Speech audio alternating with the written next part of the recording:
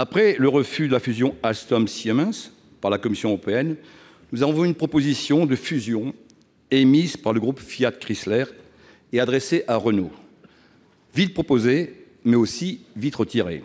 Sans fusion, et encore plus en froid avec son partenaire Nissan, Renault n'est-il pas aujourd'hui dans une situation plus fragile qu'avant? Est-ce que ce projet de fusion entre Renault et Fiat était une opportunité industrielle pour Renault? Oui. Est-ce que toutes les conditions étaient réunies pour garantir le succès de cette opération? Non. J'avais fixé depuis le premier jour 4 conditions au succès de cette opération.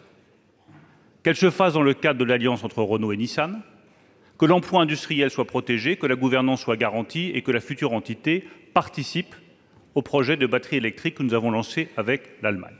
Certaines de ces garanties étaient remplies, l'une ne l'était pas. C'est le respect de l'alliance entre Renault et Nissan. Nissan n'était pas prêt à voter au conseil d'administration de Renault en faveur de cette fusion. Nous avons demandé quelques jours supplémentaires pour discuter avec la partie japonaise et lancer ce projet de fusion dans les meilleures conditions possibles. Fiat a fait un choix différent en retirant son offre. Ensuite, il faut consolider l'alliance entre Renault et Nissan.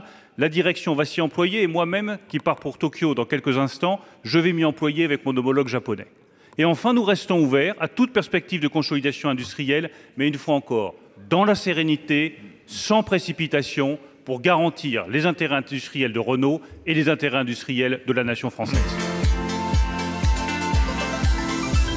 Le 1er juin, les prix de l'électricité ont augmenté de près de 6%. Cette augmentation considérable devrait encore être amplifiée en août prochain. Vous avez annoncé que la formule de fixation du prix de l'électricité serait revue à l'occasion de l'examen du projet de loi sur l'énergie qui doit intervenir dans les semaines qui viennent. Mais derrière la révision d'une formule technique, il y a d'abord une volonté politique. Une volonté politique, c'est donner des instructions pour aller dans un sens ou dans un autre, pour protéger certains plutôt que d'autres. Plusieurs associations de consommateurs ont mis en évidence que cette hausse est 2 fois supérieure à l'augmentation des coûts d'EDF, qui s'élève à 3%, le surplus de hausse servant à favoriser la bonne santé des concurrents d'EDF.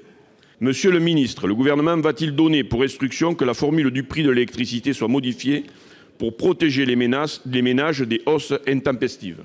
Les prix payés par ceux qui souscrivent des contrats d'électricité au tarif régulé ne payent pas plus que les coûts de production. Et cela intègre bien sûr les coûts de l'électricité vendus en gros sur le marché qui ont beaucoup augmenté ces 2 dernières années, ce qui explique principalement cette hausse. Il y a un levier, vous le savez également, vous en avez parlé, c'est ce qu'on appelle l'accès au nucléaire historique, l'AREN avec l'acronyme, et donc là qui est un prix garanti. Même si EDF aujourd'hui demande qu'il soit revalorisé à la hausse, il est de 42 € le mégawattheure, eh bien c'est cet accès qui permet de maîtriser et de ne pas avoir totalement, de ne pas suivre totalement les variations du marché. Et il y a dans la loi énergie-climat, en effet, un article de loi qui permettra, mais c'est au débat parlementaire maintenant de définir les orientations, qui permettra de voir si on donne un accès plus large à cette électricité à un coût maîtrisé qui est celui de l'AREN.